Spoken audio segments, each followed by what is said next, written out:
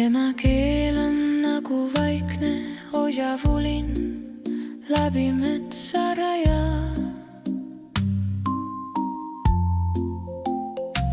Ta voolab läbi põlvkondade ja läbi me eluaja.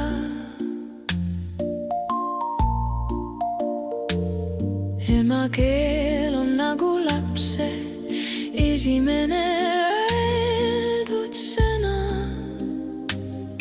Emmeke, nagu vanaema loetud haldjate lugu, mida rääkis memmeke.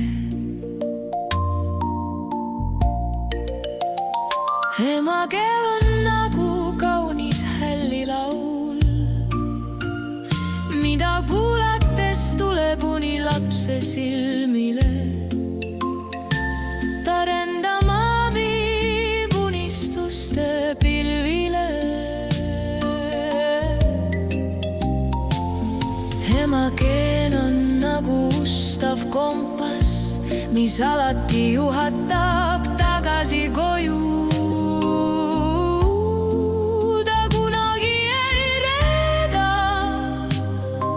kas tulemas on tütar või poju.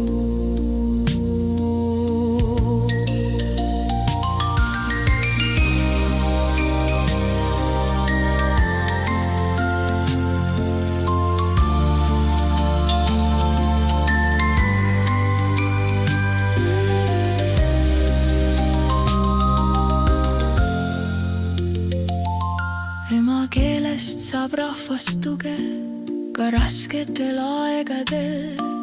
Kui lootus on kustumas, elame rusuvatel vaevadel. Keel kestab vaid siis, kui teda hoiame ja peame kalliks. Ilma emakeeleta muutub rahvas massiks halliks.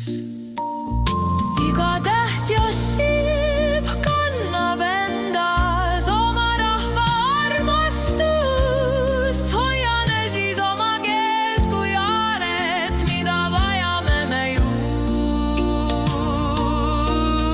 Me emakeel on meie kultuur, ta on me rahva lugu, kus elab armastuses, hoolimuses kaks võrdset sugu.